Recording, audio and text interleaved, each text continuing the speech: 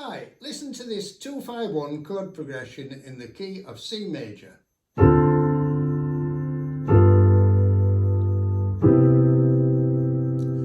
going to play that again and I'm going to substitute the G9 chord with a D flat 7 chord with a sharpened fifth.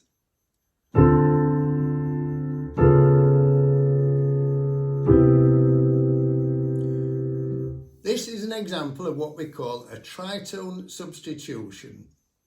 So, what are tritone substitutions? How and why do they work, and when should we use them? In the video that I made about chord voicings for 2-5-1 progressions that are used in jazz, I started off with a very basic voicing where the left hand simply plays the root, the right hand plays either 3rd and 7th or 7th and 3rd. So for instance, 2-5-1 in the key of C major.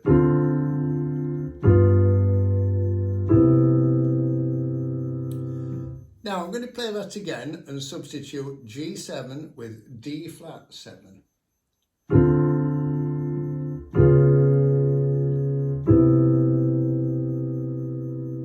You notice that leads to a nice smooth chromatic voice leading in the bass line. So why does that work? Well, when you play any dominant 7th chord, you have a feeling of tension that wants resolving. The tension comes from two notes in that chord, the 3rd and the 7th. So when I play G7, the tension between B and F wants resolving, and it resolves in the 1 chord. B and F are a tritone apart. That means they are 3 tones away from each other. A tritone is a very unstable interval, and whenever you hear it, you sense tension that wants resolving. Now, if you look at the 7th and 3rd of D flat 7, you notice that they're actually the same 2 notes as the 3rd and 7th in G7. So the 7th of D flat 7 is the same note as the 3rd of G7, and the 3rd of D flat 7 is the same note as the 7th of G7. By the way, the 7th in D flat 7 is spelt as C flat. Remember that C flat is the enharmonic equivalent of B. In other words, when you play it, it is the same note on the piano, it's just spelt differently.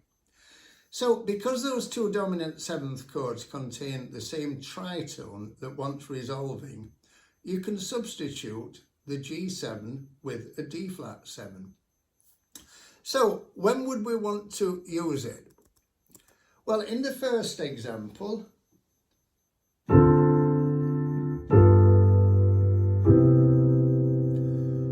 we have a 9th added there to the G7 chord, which makes it slightly more colourful.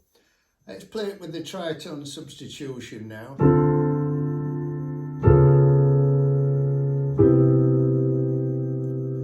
The top note now, A, has become the sharpened 5th, or you can call that the flattened 13th of D flat 7. And it's slightly more colourful really than the G9.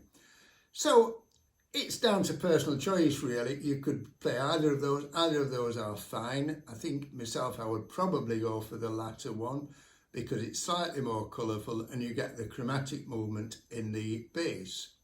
However, it doesn't always follow that a tritone substitution will add colour.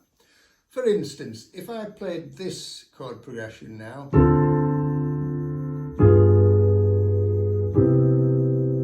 again 2-5-1 in the key of C major, this time I've put a flattened 9th on the G7 chord. Now let's substitute the G7 chord with D flat 7 and see what the A flat at the top becomes.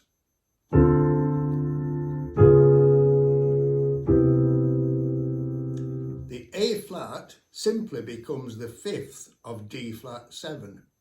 So in other words, there are no notes adding any extra colour in the D flat 7, whereas the G7 with the flattened 9th is quite colourful.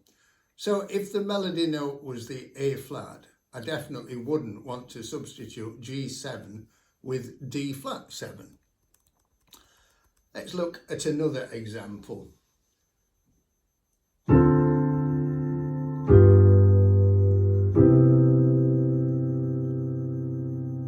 the melody note on G7 now is G, which is just the root of G7.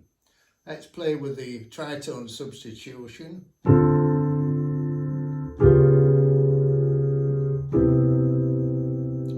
Now the melody note G, which here is spelt as A double flat, but it's the same note when you play it, has now become the flattened fifth of D flat 7, or you could call it the sharpened 11th, which definitely adds more colour.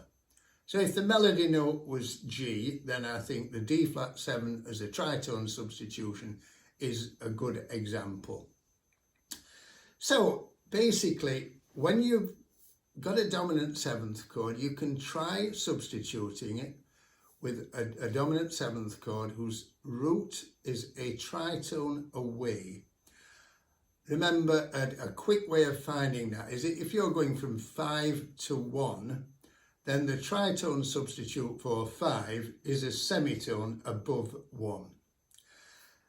You have to consider the melody note. Say, when you change it, when you put the tritone substitution is, what does that melody note become in the substitute chord, and does it add colour? Does it enhance it? Is it just the same level of colour, or is it in fact not as much colour?